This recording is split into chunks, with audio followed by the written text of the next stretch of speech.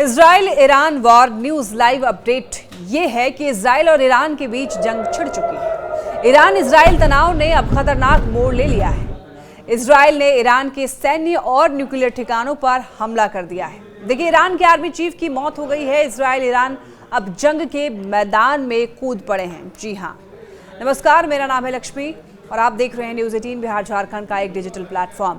बीते कुछ समय से मिडिल ईस्ट में जिसका डर था वही हुआ है। इजराइल और ईरान के बीच तनाव ने अब खतरनाक मोड़ ले लिया है।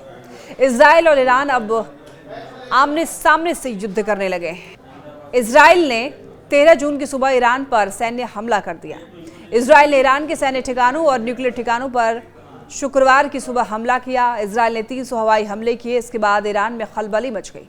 इजराइल ने ईरान के न्यूक्लियर साइट्स और सैन्य ठिकानों को टारगेट करके तेहरान में कई हमले किए और इसके बाद तेहरान में एयर स्पेस को बंद कर दिया गया। ईरान सरकार ने देश भर में इमरजेंसी लागू कर दी है। माना यह जा रहा है कि इजराइल के हमले में ईरान को बड़ा नुकसान पहुंचा है। इजराइल ने ईरान के आर्मी चीफ, IRGC चीफ और टॉप न्यूक्लियर वैज्ञानिकों को मार गिराया है। हालांकि अब ईरान ने भी पलटवार किया है। ईरान ने 100 ड्रोन से इजराइल पर हमले किए हैं। अब देखिए, इस मामले में लेटेस्ट अपडेट्स क्या है वो आपको मैं बता दूं।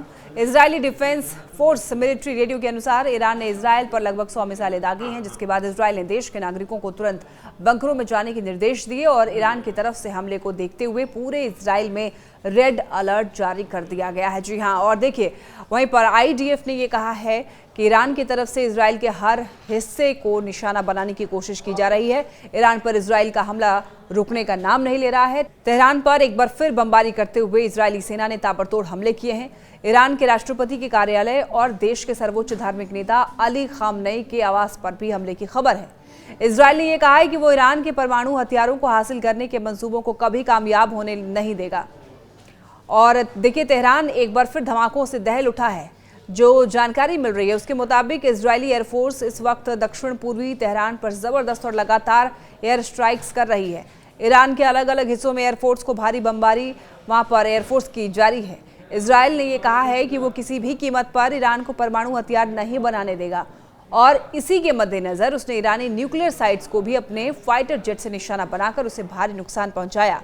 चीन और रूस ने ईरान को UNSC प्रस्ताव का समर्थन करते हुए ये कहा है कि अगले 4 घंटे में संयुक्त राष्ट्र सुरक्षा परिषद UNSC बैठक करेगी और इजरायल ईरान में हमले कर उसे 20 से भी ज्यादा जनरलों को मार गिराया। इजरायली हमले के लक्ष्यों में देखिए कई स्थान शामिल थे, जिनमें कि नतांज में ईरान के मुख्य परमाणु संवर्धन सुविधा भी शामिल थी, जहां से काला धुआं उठता हुआ देखा जा सकता था। बाद में देखिए, इजरायल ने यह कहा कि उसने पश्चिमी ईरान में दर्जनों रडार प्रतिष्ठानों और सुबह से हवा में मार करने वाली मिसाइल लॉन्चरों को भी नष्ट कर दिया है। ईरान ने आधिकारिक तौर पर संयुक्त राज्य अमेरिका के साथ परमाणु वार्ता से हाथ खींच लिया है। और देखिए, ये जानकारी मिल रही है, ये खबर ऐसे समय में आई है जबकि डोनाल्ड ट्रंप ने ईरान को चेतावनी दी थी कि वो परमाणु वार्ता को आगे बढ़ाएं, नहीं तो नतीजे बहुत बुरे होंगे। हालांकि ईरान ने अब अपना फैसला अमेरिका को सुना दिया और ये साफ कर दिया है कि वो किसी भी दबाव के आगे नहीं झुकेगा।